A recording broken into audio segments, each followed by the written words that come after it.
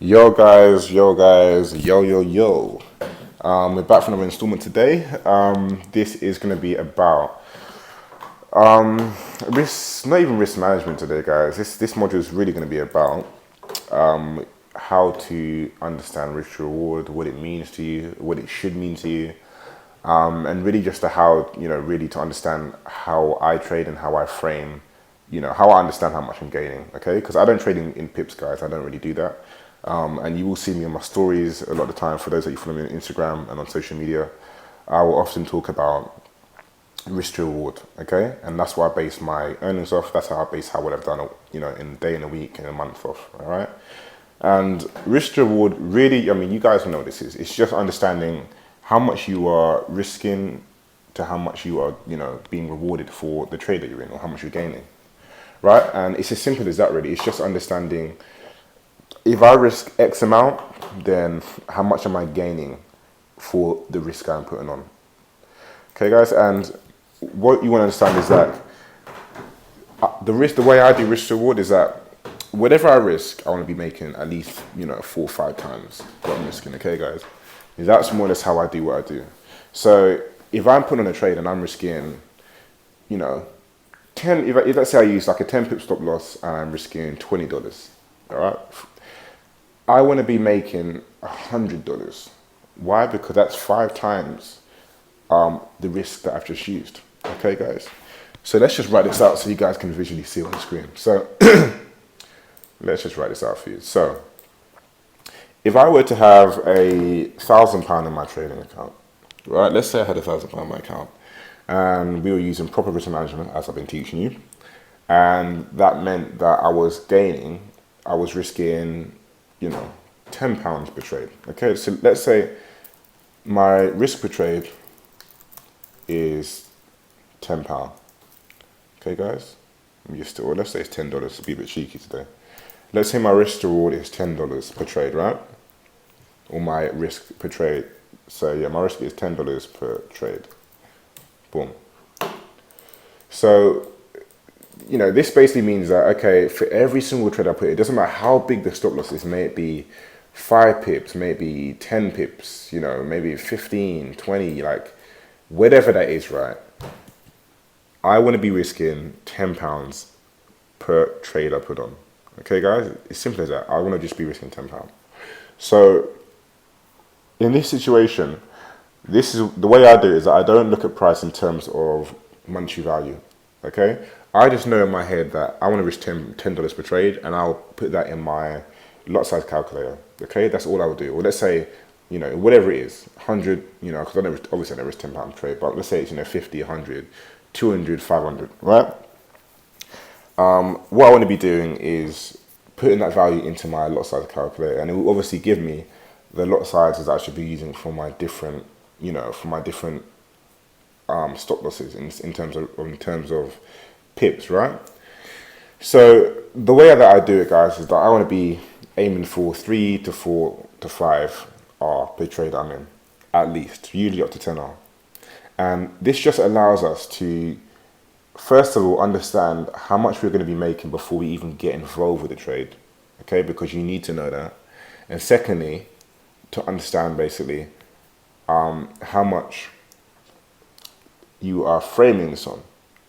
Okay, and what I mean by that, guys, is it's pretty best to show you a visual example, but the way that I do my risk to reward is that I will use my Fibonacci tool. So the way we calibrate our Fib, guys, when I was telling you to put in, 3, 4, 5, up to 25R, it's for this purpose. Okay, guys, it's to show us, it's to be able to visually project how much we're going to be making on any given trade, guys. So, you know how I usually trade, guys. I will usually either use a block or a breaker for my entry. So we're going to just have an example to show you guys how it really works and how I frame my trade. So let's say this was the OTE entry that I wanted. Okay, guys, let's say I pulled, the Fibonacci from that low to that high. The reason why I'm doing that is because it broke the highs over here. So this would, in my books, would be a long opportunity. Let's say I decided to take this long position. Okay, guys, and price dropped back down into our OTE level, and that was my entry. The way I would calculate my my entry, guys, and my risk to reward is what I would do is that you usually know how I guys, how I trade by now, guys. What I would do is I'll target the previous high, for as my target in these types of trades, and I will usually put my stop loss either below the block or below the low, and that'll be a setup, okay? So the way I would actually understand how much risk to reward I'm going to be getting out of this trade, guys, would be to use our Fibonacci tool, but instead of putting it from our high to low, the higher the range to lower range, what we're going to be using it for is we're going to be pulling it from our entry point, which can be any, for this example, I'm using a block, and this is because, our entry points will usually always be in a block.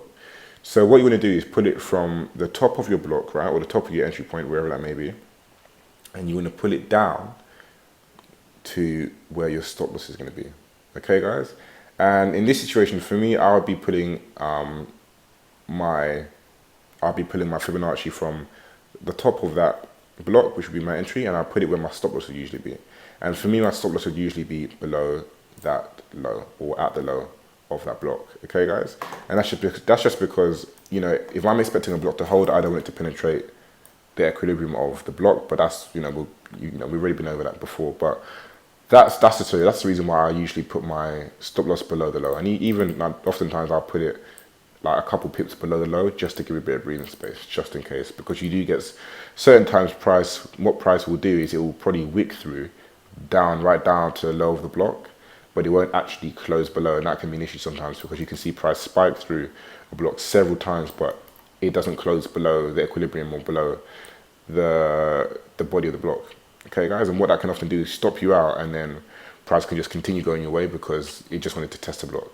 So in this situation, guys, I usually would put my stop below the bottom of the block and I put my entry at the top of the block. So that's, I just repeat the same process using the Fibonacci tool here. So the higher the Fibonacci tool will be on the top of the block, and the lower the Fibonacci tool will be below the block. And what this is doing, guys, is it's showing us how much we're risking. So by doing this, we're saying, okay, we're willing to risk, we're willing to risk that amount to that amount. All right, guys. So our risk is from our entry point down to our stop loss. So we're defining, this is the risk that we are taking on this trade. Okay, guys. So what this allows us to do is that once we have our risk defined, the Fibonacci tool will imprint our risk above or below the market. So what it's basically saying is that is how much you're risking. So it's showing us in increments how much it would take for us to gain, what we're risking here. So in this situation, then, it would take us that amount, that would be 1R.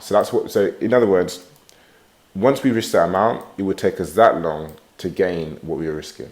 Okay? So 1R would be, we're more or less getting back what we were risking down here.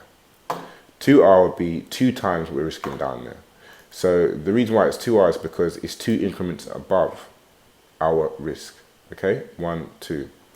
And it just continues 3, 4, 5, 6. It's the same thing, guys. It's just showing you that when price gets to these levels, that means you would have made 6 times whatever you've risked inside this small area here. Okay, guys? And that's why we use the Fibonacci tool for this purpose. So just so you guys understand it a bit better, what we're doing with the Fibonacci tool is that we're using it as, the same way you use it to find a range like that, we're using it to define the range of our risk. Okay, that's all we're doing. So that's the reason why we can use it to imprint, because the Fibonacci tool is just showing us, okay, that's the range that you want me to focus on. Okay, in other words, for me, it's basically showing us that every time the market moves up a certain amount, that's how long it's going to take to gain the range. That's how long it's going to take to make back the risk that you put out. And this is really good because obviously if you're going to get into a trade and you want to know how much you're going to be making, you don't want to focus on the pips. You want to focus on what is the risk to reward I'm going to be gaining. And if you can do this every time, guys, and I do this literally every time to see how much I could make before entering a trade, it's going to allow you to be able to align yourself with your weekly goals. So let's say your weekly goal is, let's say it's, 5 to 10R a week. Well, let's say it's 5R a week. That's basically saying that you want to make 5 times your initial risk every single week. So if you're risking 1%, this is why I just risk 1% because it's a lot easier to calculate stuff at the end of the week and in a month. That means you're going to be gaining right, 5% on your account every week. If you are doing, if your trade plan, if you're following your trade plan properly and you are managing your risk, you would be making 5% per week. And this tool will allow you to say, okay, if I'm going to be entering this trade, then how much am I going to be gaining? And then if let's say this trade did work out, which it did, and it hit your target, which was that high, and you made 5.5 R. Okay, so that means you would have hit your weekly target for the week. And this just makes it a lot easier to track, guys, what you are doing and how much you are making. Okay, this just removes a lot of the emotion that we get when we trade. Okay, guys, because in this way, it's very simple. You just pull out your range from your entry point to your stop loss, and you already know how much you're going to be making. You can calculate your stop loss using your risk calculating. You can calculate your risk using the lot size calculator, and then you can work out how much you're going to be making on this trade, guys. But this is the formula that I use. Okay, I first understand how much I want to risk. I figure out where I want to get an entry from, where I want to get where I want to put my stop loss. Then what I'll do is I'll calculate the risk in terms of lot sizes. So let's say I got my lot size. Then what I'll do is I'll imprint that and say, okay, if I'm risking that much down there, then how much would I be gaining to my target? Which in this situation, my target would be that block, that high there.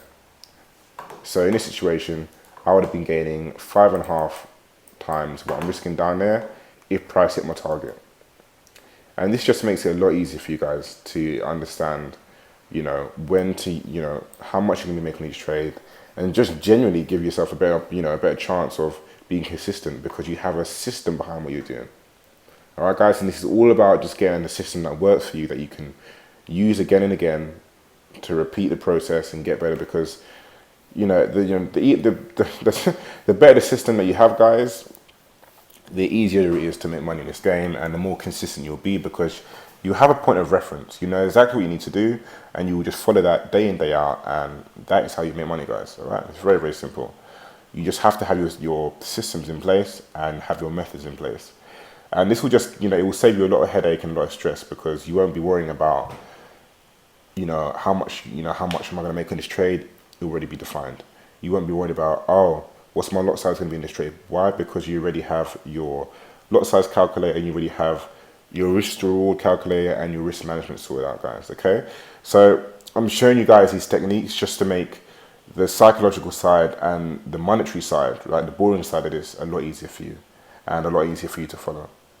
Okay, guys, so this is the end of this module. I hope you guys understood what I was teaching here. If you don't, I'm always available to be here up on the PMs. Just shoot me a message, and we'll go on Skype and sort it out. But it is just quite self-explanatory, guys. Okay, once you've got the fib calibrated, it's more or less very simple from drawing the fib. If it's in the bullish market, or if it's a bullish block you're using, and you want to see where price is going to go above, or you have targets above the market, you want to pull the fib from the entry point down to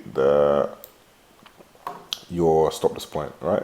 Well, let's say your stop loss point was at low, it will calculate it for you. See, guys, it always calculates it for you. So if you want to do it in that situation, for buyers, you want to draw it from more or less top to the bottom. For sales, guys, we can just do the same thing here. Let's say you want to get an entry from this block here, right? I know it's a bit what's it called? Difficult to see. Let's say we're going to use that block there. Let's say you wanted to get an entry point at the bottom of that block there, and you wanted to put your stop just a few pips above the high. This would show you that your defined risk, guys, is here, and that is your target. So let's say your target was at low, you'd be making just over 5.5 risk, times what you're risking in that area there. Or in this situation, you'd be making 5.5% of your initial risk, or on your initial risk. Okay, guys. So in this situation, if you're selling, you want to just draw the Fibonacci from literally like the low to the high, more or less. It's similar thing from your entry point, which will be at the bottom of that block, to your stop loss point, which will be above that high there. All right, guys, and it's as simple as that. Okay, so this is the end of this module, and I hope you guys enjoyed it, and I'll see you in the next one.